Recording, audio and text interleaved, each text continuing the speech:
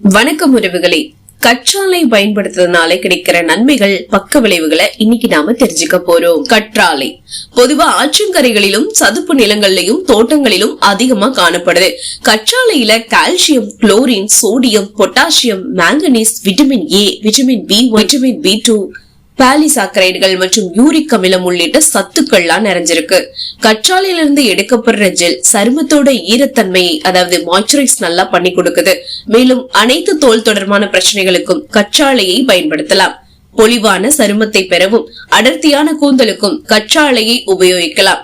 கற்றாழை பயன்படுத்துறதுனால கிடைக்கக்கூடிய நன்மைகள் குறித்தும் அதோட பக்க விளைவுகள் குறித்தும் தான் இந்த வீடியோக்குள்ள போய் நாம தெரிஞ்சுக்க போறோம். வாங்க வீடியோக்குள்ள போயிடலாம். கற்றாழையோட நன்மைகள்னு பாக்கும்போது இது தீக்காயங்களை கூட சரி செய்யுதுங்க. தீக்காயங்களை சரி செய்ய கற்றாழை ரொம்பவே உதவும். உங்க உடம்புல ஒரு தீக்காயம் இருந்துச்சுன்னா தினமும் 3 முறை கற்றாழை ஜெல்லை எடுத்து தடவுங்க. இது தீக்காயத்தால பாதிக்கப்பட்ட பகுதிகள் விரைவா குணமடைய உதவுது. எனவே தினமும் இதை செஞ்சுட்டு வந்தீங்கன்னா நல்ல பலனை பெற முடியும். அடுத்ததா, சூரிய ஒளியோட கலந்து வர்ற கடும் வெப்பத்தை ஏற்படுத்துற காமா மற்றும் எக்ஸ்ரே கதிர்வீச்சுகளின் தீய விளைவுகள்ல இருந்து சருமத்தை பாதுகாக்க இந்த கற்றாழை உதவுது. இதனால சன்ஸ்கிரீன் பயன்படுத்தாதவங்க கற்றாழை ஜெல்லை எடுத்து சருமத்துல அப்ளை பண்ணிட்டு உலர்ந்ததுக்கு அப்புறம் மேக்கப் பண்ணிக்கிட்டு வெளியே போங்க. மேலும் சூரிய ஒளியால ஏற்பட்ட கருமையை நீக்கவும் இந்த கற்றாழையை நீங்க பயன்படுத்தலாம். அடுத்ததா, உங்களுக்கு சிறிய வெட்டுக்கள், சிராய்ப்புகள் ஏற்பட்டிருந்துச்சுன்னா வலி மற்றும் எரியிற உணர்வுல இருந்து விரைவா நிவாரணம் பெறணும் அப்படின்னா கற்றாழை ஜெல்லை தடவுங்க. இதுல ஆந்த்ரோகுயினோன்கள், ரெசின்கள், பாலிசக்கரைட் அண்ட் ஆலோக்டின் பி அப்படின்ற பல வேதிப்பொருட்கள் இருக்கு.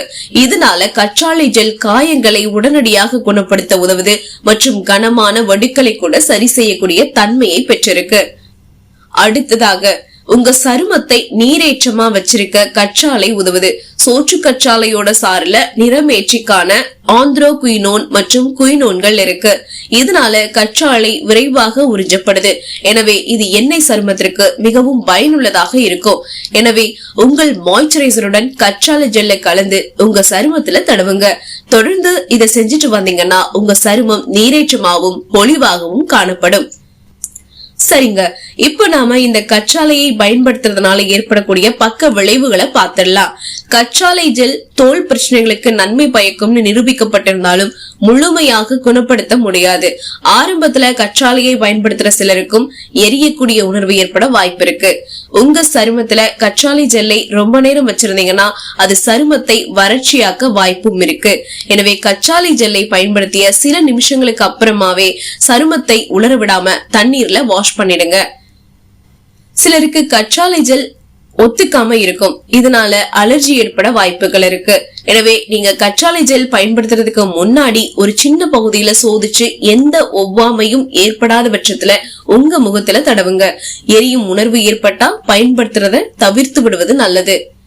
இது காலங்காலமா பயன்படுத்தப்பட்டு வந்தாலும் கற்றாழை குறித்த அறிவியல் ஆதாரங்கள் இப்போ வரைக்கும் இல்ல அப்படின்றதுனால மருத்துவர்களின் அறிவுறுத்தலின்படி பயன்படுத்துவது நல்லது. என்ன உறவுகளே, இந்த வீடியோல சொல்லப்பட்ட கற்றாழை பயன்படுத்தினால ஏற்படக்கூடிய நன்மைகளையும் பக்க விளைவுகளையும் தெரிஞ்சிருப்பீங்க நம்புறேன். இந்த வீடியோ உங்களுக்கு ரொம்பவே பயனுள்ளவையா இருந்துச்சுன்னு நினைச்சீங்கன்னா லைக் பண்ணுங்க. இதை நிறைய பேருக்கு ஷேர் பண்ணுங்க.